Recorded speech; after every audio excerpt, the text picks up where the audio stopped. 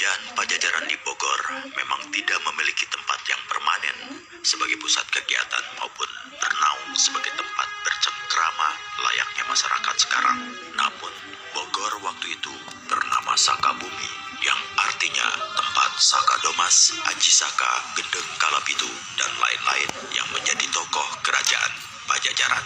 Sedangkan nama kerajaan Pajajaran hanya untuk kiasan, menjajarkan anak keturunan yang sudah terjadi menyebar dari satu tempat ke tempat lainnya. Oleh karena itu, sebelum mereka mempunyai anak keturunan dan belum menyebar, tidak ada nama Pajajaran. Setelah mereka melakukan perjalanan jauh menyebar anak keturunan, barulah muncul nama Pajajaran. Sebagai dasar perimbangan, tempat bebatuan di Cibedog Raden diberi nama Hang Tua Pajajaran, yang artinya tempat para leluhur Pajajaran. Hang tua lainnya diawali dari Gunung Munara. Oleh karena itu, kita coba urai perjalanan Siliwangi dari satu tempat ke tempat lainnya.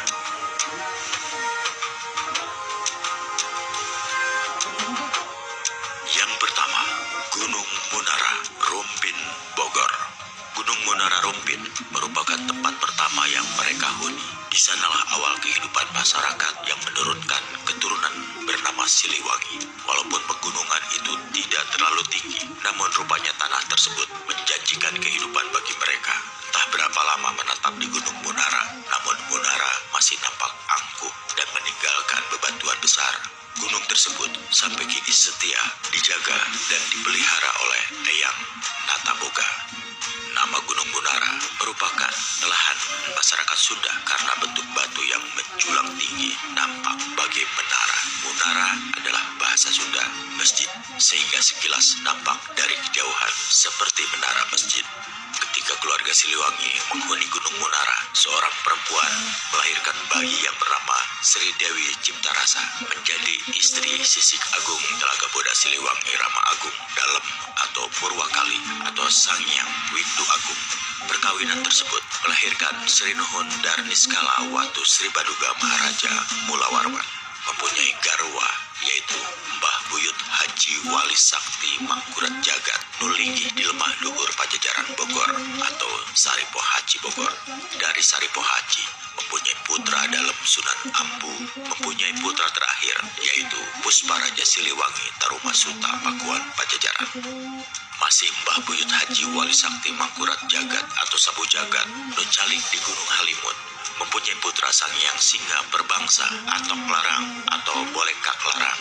Atok Larang atau Bolekak Larang mempunyai putra Ratu Dayang Sumbi, mempunyai putra Joko Lalangon atau Samkuryang dan Joko Bandung Bando Jaya Cahaya. Agar rangkaian keturunan lebih jelas, maka memang perlu diuraikan pula ketika di Gunung Halimun. Walaupun terkesan melompat-lompat, tetapi dianggap perlu disinggung terlebih dahulu sewaktu Sapu Jagat di Gunung Halimun.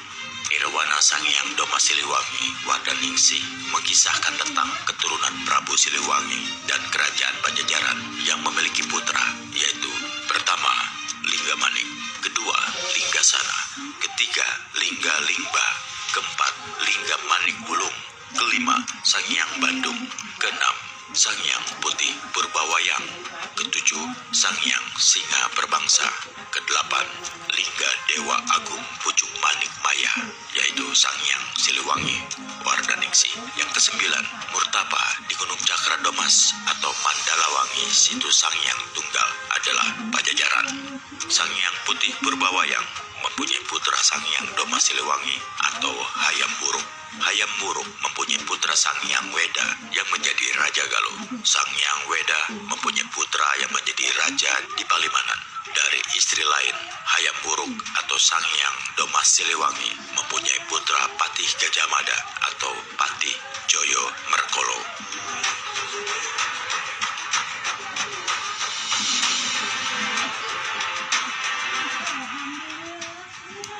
Yang kedua, Gunung Kapur Ciampea, Bogor. Mereka membuat peninggalan berupa arca. Arca yang dibuat itu dikenal dengan patung 5, 4, 3, 2, dan 1. Seiring kebudayaan dan keterampilan orang dulu yang belum maju, maka patung yang dibuatnya tidak sebagus dan sehalus tangan-tangan yang terampil. Patung atau arca yang terdapat di Ciampea masih terkesan asal-asalan dan tidak sebagus yang ada di daerah-daerah lainnya. Konon, bentuk patung yang dibuat merupakan wujud peringatan atau pesan bahwa tempat tersebut pernah ditempati atau dihuni kelompok masyarakat Siliwangi. Patung adalah lambang atau pertanda untuk menunjukkan bahwa di sana telah hidup dan ada kehidupan sejak zaman purbakala atau semacam monumen tentang adanya manusia terdahulu. Adapun yang dapat diketahui dari patung-patung batu atau arca tersebut masing-masing memiliki nama sebagai identitasnya, yaitu yang pertama Sang Hyang Jubu Manik, yang kedua Sang Hyang Dewa Braja, yang ketiga Sang Hyang Mustika Dewa Domas, yang keempat Sang Hyang Agung Dewa Suci. Tidak mustahil menamai patung atau arca-arca tersebut yang sebenarnya merupakan anak keturunan dari Sri Nuhun Darniskala Watu Sri Baduga Maharaja Mahawarman. Namun sayang, ternyata di daerah yang dianggap cikal bakal pengungkapan sejarah tersebut, kini batu berupa patung atau arca sudah tidak nampak lagi. Konon, pada tahun 1974, patung-patung tersebut telah berpindah tempat. Bahkan sekarang, sebanyak 3 arca telah berada dalam kotak peti dalam kondisi pecahan batu kapur di Pasir Angin Lewiliang. Padahal dengan berpindahnya tempat bertengger patung atau arca, berarti jejak sejarah telah berubah. Bahkan mungkin untuk generasi mendatang akan lebih sulit melacaknya. Kapan, bagaimana, dan di mana titik tolak awal sejarah jati diri Pajajaran maupun nenek moyangnya. Dan Gunung Kapur itulah mulai adanya perkembangan budaya masyarakat dan jumlah anggota keluarganya bertambah. Selanjutnya, gunung itu pun ditinggalkan. Namun sebelum beranjak migrasi ke tempat lain, mereka sempat mengabadikan pula dengan suatu monumen. Mereka membuat padatala, yaitu batu jejak kaki gajah dan kaki ayam. Hal ini mengingatkan kita tentang kaki gajah sebagai simbol Gajah Mada dan kaki ayam adalah hayam wuruk. Namun sayang, batu tersebut telah lenyap di lokasinya yang kebetulan berada di tepi sungai. Padahal batu itu dapat menjadi rujukan suatu bukti adanya nama Gajah Mada maupun hayam wuruk dari Pajajaran yang kelak menguasai Pulau Sunda di sebelah timur. Yang ketiga, lemah duhur batu tulis. Sewaktu Pancawala setelah menyandang Siliwangi berada di Batu Tulis, Sri Dewi Ciptarasa meninggal dunia. Pada masa itu, kebudayaan yang berkembang masih menganut agama Hindu. Oleh karena itu, sebagai penganut Hindu, setiap yang meninggal melalui proses perabuan, mayat Sang Hyang Sri Dewi Ciptarasa pun dibakar. Abu mayatnya dikuburkan di sebelah prasasti Batu Tulis bersama 8 makam lainnya. Di sebelah makam itu terdapat pula makam perabuan kerabatnya yang bernama Sang Hyang Loro Agung. Sedangkan tempat pembakaran mayat tepatnya pada rumah yang pernah menjadi tempat tinggal penduduk yang bernama Haji Aming atau Jalan Batu Tulis sekarang. Di sebelah utara Batu Tulis terdapat Batu Panjang, merupakan tempat kesukaan Sang Hyang Lodaya Sakti bersemedi. Disitulah Sang Hyang Lodaya Sakti digembleng sebelum melakukan petualangan ke Sancang Pamempung, Garut Selatan. Di sebelah selatan Batu Bertulis terdapat patung atau arca Sisik Agung Telaga Boda Siliwangi, Rama Agung Dalem atau Purwakali atau Sang Hyang Windu Agung. Di seberangnya terdapat petilasan keramat Mbah Dalem yang memiliki nama Eyang Mbah Buyut Haji Wali Sakti Mangkurat Jagat Nulinggi di Pajajaran Bogor, Lemah Duhur Saripo Haji Bogor.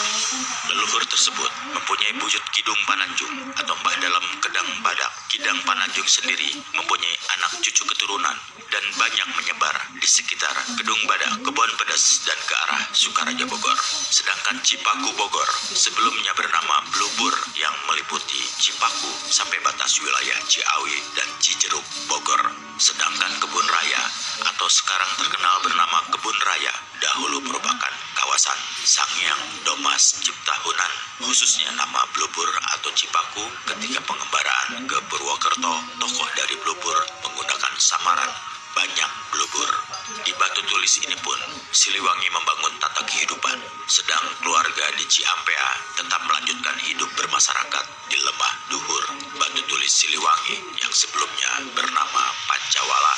mendapat gelar pula Sri Nuhun Darniskala Watu Sri Baduga Maharaja Mulawarman. Beliau terus meningkatkan nalarnya, ilmu pangawuruhnya dituangkan dalam tulisan pada batu sehingga terwujud batu bertulis huruf lingga.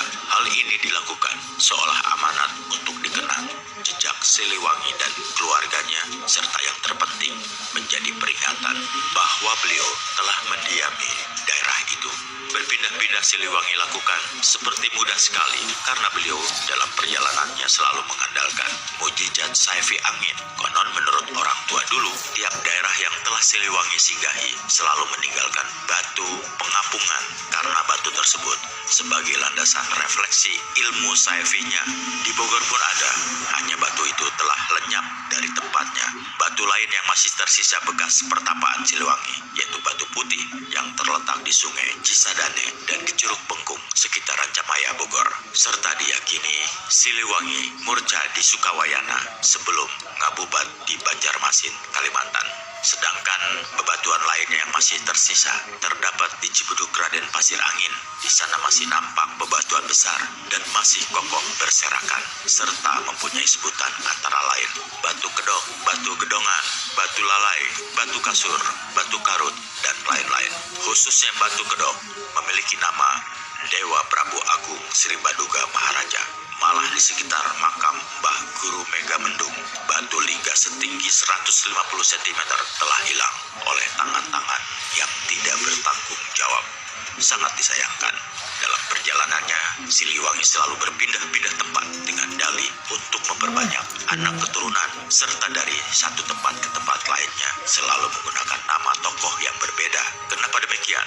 Mungkin jika satu nama saja akan menjadi kultus individu dan akan selalu dicari keturunannya. Oleh karena itu, ia senantiasa selalu menganggap cukup memberi keturunan. Beliau terus menghilang, ngahyang atau murca, pindah tempat, atau kadang seperti layaknya orang meninggal dunia. Namun sebelum hijrah dari Bogor, Nyi Sri Dewi Pohaci atau dalam Sunan Ambu menurunkan pula seorang putra, yaitu Sang Hyang Pusparaja Siliwangi Taruma Sastra Pakuwon Pajajaran.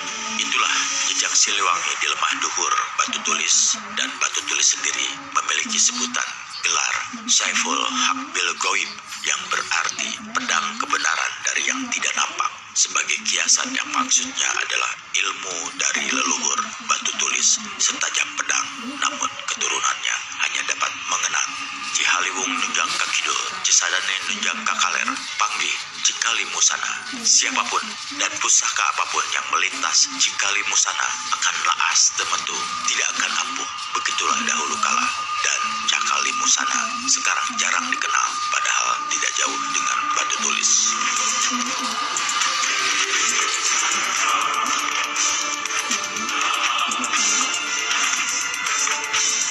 Yang keempat, Kutamana, Kutawesi, Cikembar, dan sekitarnya. Setelah lama di batu tulis Bogor, akhirnya Siliwangi merambah Sukabumi. Pertama disinggahi gua yang diberi nama Kutamana dan Kutawesi yang terletak di kaki gunung Guru. Bahkan di Sukabumi ini banyak daerah yang suka digunakan beliau untuk kepentingan berumah tangga, seperti di Sukawayana, Cengkuk, Cikakak, Gunung Halimun, Gunung Bentang, Gunung Beser, Gunung Batu, Cupu atau Gunung Sudah. Khususnya Gunung Cupu disebutkan dalam bahasa Arab Likuli Amrin Hidayati, yang berarti setiap perintah pasti ada petunjuk.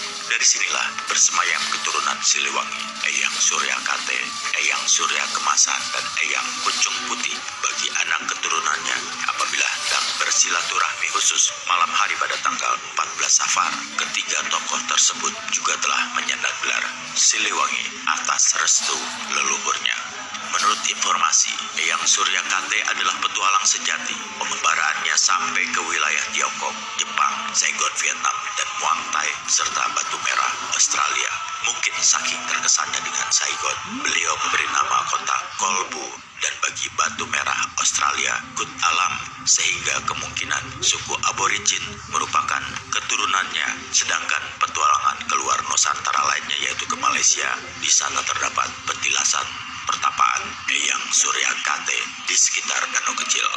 Adiknya Eyang Surya Kate, yaitu Eyang Surya Kemasan, tetap tetap bertahan tinggal di Indonesia. Tentang pengembaraan Eyang Suryakate sekitar tahun 1945 hingga 1946 ketika Jepang menguasai daerah Cikembar, serombongan bangsa Jepang mencari nama Gunung Kate. Ternyata yang bangsa Jepang adalah Gunung Batu atau Cupu. Konon, menurut bangsa yang menyembah matahari tersebut, mereka sambil menelusuri asal-muasal tempat nenek moyangnya. Mungkin itulah salah satu bukti keturunan dari Eyang Suryakate. Namun seperti kebiasaan kakek buyutnya, Eyang Kuncung Putih pun selalu berganti nama baru sesuai dengan tempat tinggalnya yang baru pula. Eyang Kuncung Putih ketika di Sukawayana, beliau disebut Begawan Sukawayana. Di Gunung Halimun bernama Eyang Gentar Alam atau Eyang Gentar Bumi. Bahkan diyakini pula dengan sebutan Syekh Haji Qodratullah. Ketika di Gunung Beser dan Gunung Hejo, Siliwangi meneruskan bekas Eyang Surya Kencana dan namanya di gunung itu Embah Kusuma. Di Cikembar juga terdapat nama Prabu Pusparaja dan Prabu Sungging Prabangsa serta Ibu Ratu Sri Gencai. Ibu Ratu Sri Gencai adalah saudara kembaran Ibu Ratu Dewi Sri Nyi Roro Kidul, yang satu di daratan dan yang lainnya penguasa lautan. Ibu Ratu Sri Dewi Nyi Roro Kidul memiliki doa Kolbu Adam Bil Hawa Bil Baitullah Wal Madinah. Sejatinya Ibu Ratu itu penguasa seluruh lautan di dunia. Sedangkan Prabu Sungging Prabangsa di Cikembar juga dikenal oleh Kak Larang. Jika di Ciamis bernama Atok Larang, khususnya di masyarakat di Cihaur Beti Ciamis tidak boleh pamali. Bahasa Sunda menyebut batok seolah-olah menyebut leluhurnya tanpa awalan penghormatan.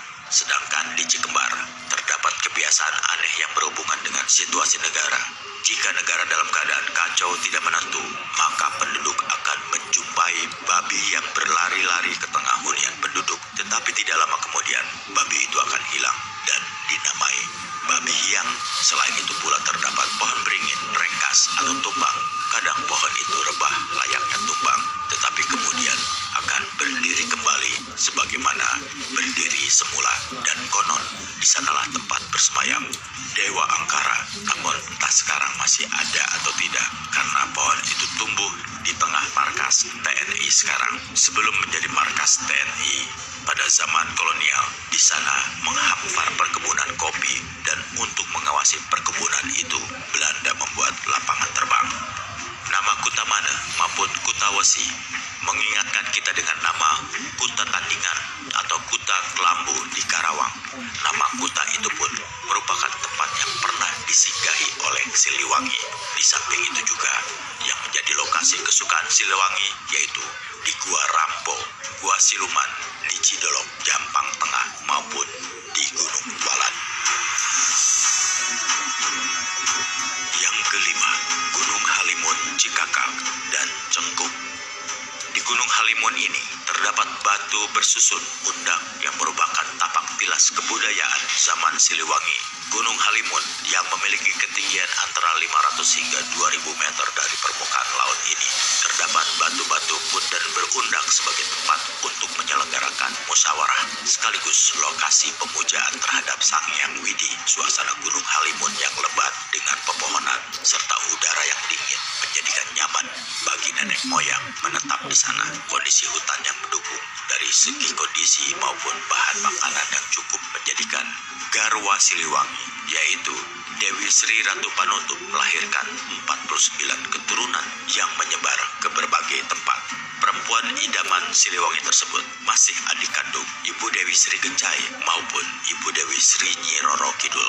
Menjadi kesan tersendiri bahwa di Cikakak maupun Cengkup masih terdapat artefak pundan berundak dan tugu. Hanya sayang, gua yang terdapat patung atau arca telah lenyap terkubur longsoran tanah subur Gunung Halimun, padahal merupakan bukti sejarah yang penting dilestarikan.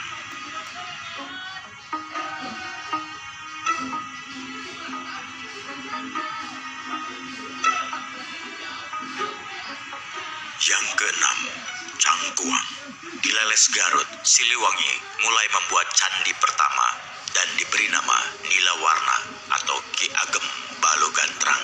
Sebenarnya candi di sini terdapat 4 buah, namun entah mengapa pada zaman Belanda kondisinya hancur dan sekarang yang tersisa cuma 1 candi. Itu pun upaya renovasi dari pihak pemerintah pada tahun 1976 dan sungguh membanggakan.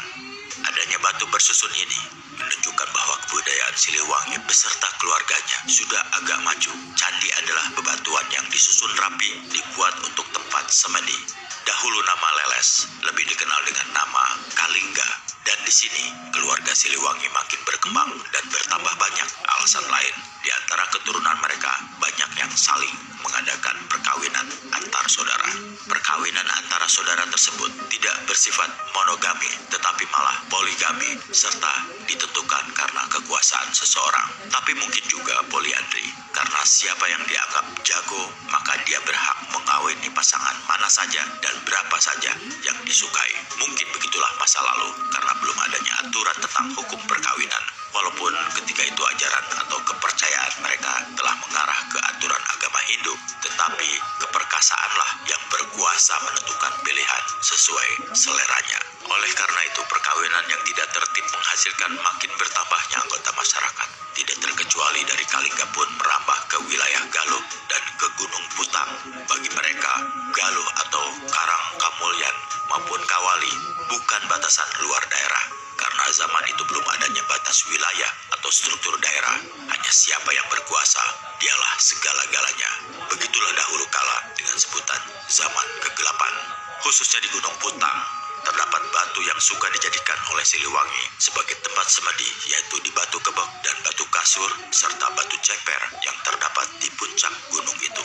Selain candi, di Kalingga ini pun terdapat petilasan makam para tokoh, namun urutan nama kekasih di sini seolah hidup setelah kedatangan agama Islam. Di antaranya seperti Mama Kanjeng Sunan Pangandaran, Mama Kanjeng Sunan Sembah Arif Muhammad, Mama Eyang Prabu Santosa atau Singa Berbangsa. Sebenarnya, jika dikaji lebih mendalam, budaya batu-batu yang disusun membentuk candi dibuat sebelum adanya agama Islam, sehingga menjadi tanda tanya besar kenapa nama-nama itu terkesan nama Islam, seperti sebutan Mama Kanjeng Sunan.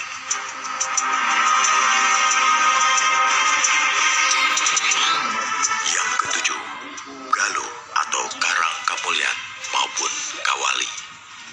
Di Galuh, keluarga Siliwangi makin berkembang menempati pelosok Ciamis. Cara bermasyarakatnya lebih dinamis, sehingga bermunculan berbagai permainan atau kamonesan maupun kerajinan masyarakatnya. Dari hasil kerajinan keturunannya muncul kampung yang dinamai Raja Pola. Nama tersebut karena adanya tokoh yang kreatif. Di kawasan Kawali khususnya banyak meninggalkan artefak berupa batu bertulis, batu kaca, dan batu lainnya yang menandakan bahwa di sini telah ada kehidupan tempo dulu. Dan di Kawali pula, Siliwangi telah mengukir tulisan pada batu yang menunjukkan angka 1 dan 7. Kemudian ada pula garis berkotak 4 dan 5, serta terdapat tapak jari tangan. Konon, tapak tangan tersebut menunjukkan disitulah Sang Hyang Tapak berada. Mengenai angka, orang tua meyakini bahwa angka-angka tersebut ternyata memiliki makna tertentu sesuai dengan perkembangan sejarah bangsa Indonesia. Karena hal itu dihubungkan dengan proklamasi kemerdekaan Republik Indonesia, maka bermakna tanggal 17 Agustus 45 dan angka 5 merupakan falsafah bangsa Indonesia yang Pancasila. Sedangkan di Gunung Sawala menjadi basis leluhur yang dihuni keturunan dari Ciung Wanara maupun dari putra Dewa Resi atau Ki Ajar Padang atau Eyang Kalawangsa atau Atok Larang atau Batok Larang. Terdapat keunikan dengan nama Batok Larang karena bagi keturunannya tidak boleh atau pamali bahasa Sundanya menyebut batok, sekalipun itu batok kelapa sebenarnya, tetapi konsonan tok seolah-olah menyebut leluhurnya tanpa awalan penghormatan. Dan juga sejak dulu yang menjadi larangan penduduk di sini, khususnya yang perempuan, tidak boleh memelihara rambut panjang. Konon, jika terdapat keturunan yang berambut panjang apalagi berparas cantik, maka akan kena sumpah serapah leluhurnya. Itulah Galuh yang artinya asal mula Sang Hyang Bolekak Larang atau Atok Larang. Di sini mempunyai anak yaitu Dayang Sumpi, Ki Balangantrang, dan Diah Pitaloka. Cerita Dayang Sumpi mengingatkan kita pada zaman Sang Kuryang dan Ki Balangan Terang pada babat Cium Wanara karena Diah Pitaloka sebagai cucu Siliwangi tersirat dalam perang Bubat. Dari Dayang Sumbi melahirkan Joko Lalangon dan Joko Bandung Bandojaya. Joko Lalangon yang menjadi tokoh dalam cerita Sangkuriang, sedangkan adiknya Joko Bandung Bandojaya menghilang bagai cahaya.